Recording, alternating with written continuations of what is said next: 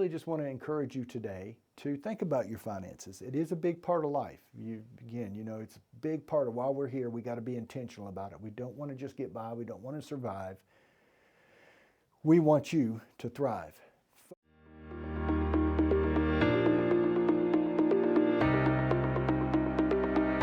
Hey, welcome friends and family. Super excited to be here with you today from our Cookeville Elevate studio, where Elevate is a faith-led coaching and mentorship program with an emphasis on building leaders. One of the ways we work to build leaders is through reading books. And right now, I'm writing a second in our series, Elevate series, and we just wrote and launched Elevate Your Rental Wealth. If you're interested in that, just send us, talk to us, communicate with us any way you feel comfortable, and we will get you a copy of that book, Elevate Your Rental Wealth. Great short read, very simple, but I had my first rental when I was 16. I can walk you right through that process.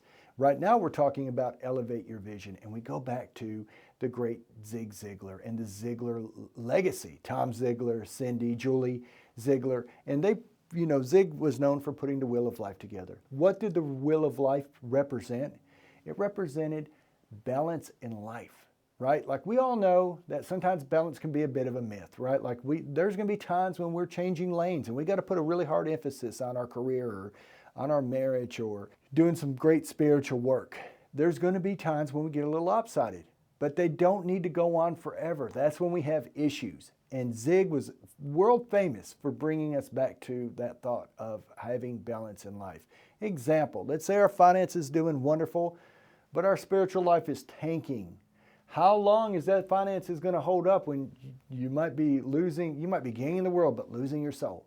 So it's so important that we are able to be mindful of these things at all times in our life. Finances is what we're going to be talking about today. I want to talk to you a little bit about finances. We're probably going to step this out with 3 or 4 talks on finances.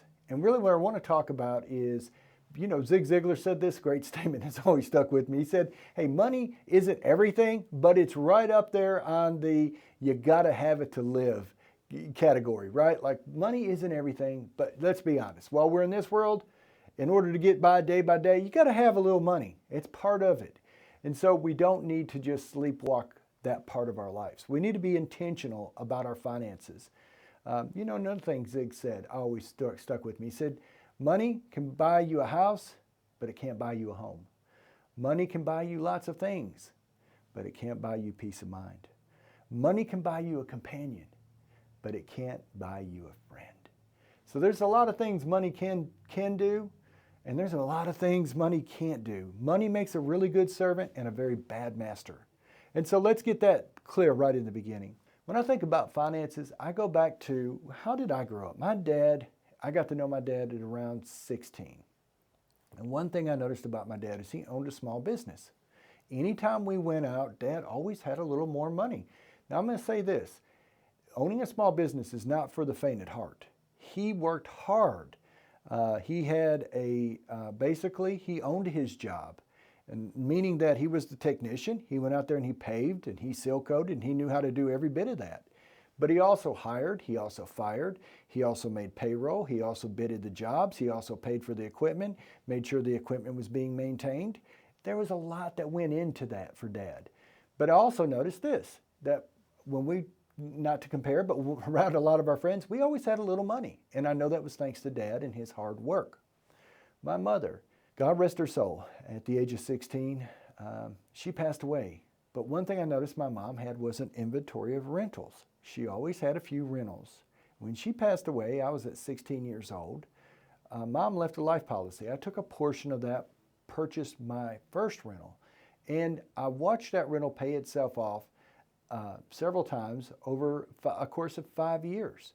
And another thing, helping my dad with the paving and the seal coating, we were good up until about November, December. Then it would get too cold. I'd have to go find other work, usually indoors as a carpenter. One thing I always noticed though, is that little rental coming in was a little extra income that really helped pad me up during those dry times of not having my steady 9-to-5 job. So passive income is super important. When Lindsay and I first got married, I remember her saying we need to sell all these mobile homes. I had several mobile homes that were rentals in the very beginning. I said, sweetheart, that's fine. Do me a favor. Let's keep the books for 1 year. You keep these books, and if after that you think we should sell them, we'll talk more about that then. So she kept the books for that 1 year, and at the end of that year, Lindsay said, we need to buy more of these. And what she realized is something very simple. Little payments coming in every month add up, just like little payments going out every month add up.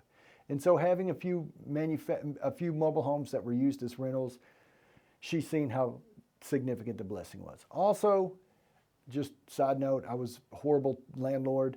I'd let people get away with murder. You could get away with not paying. Lindsay wasn't fond of that. That was the part she wasn't fond of.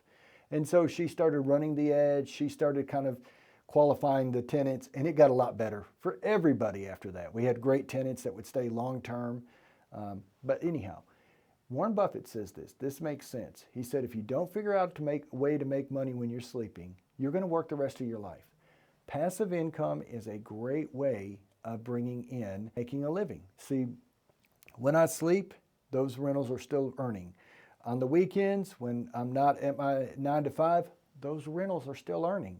When I get ready to retire at 65, they're going to have paid themselves down, and somebody else is going to help me with that. So I really just want to encourage you today to think about your finances. It is a big part of life. It's a big part of why we're here. We got to be intentional about it. We don't want to just get by. We don't want to survive. We want you to thrive. Folks, if this has helped you in any way, please like and share. Thank you.